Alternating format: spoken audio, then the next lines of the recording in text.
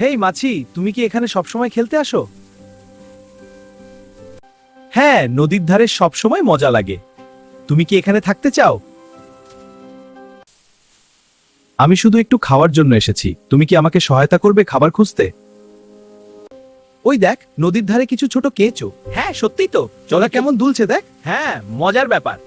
আহ, কি মজা। ও দেখো, এসো সবাই, আসছি, খুব মজা হবে।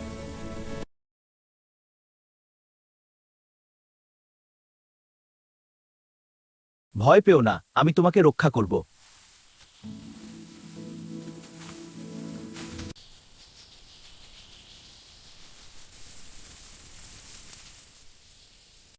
ধন্যবাদ মশা।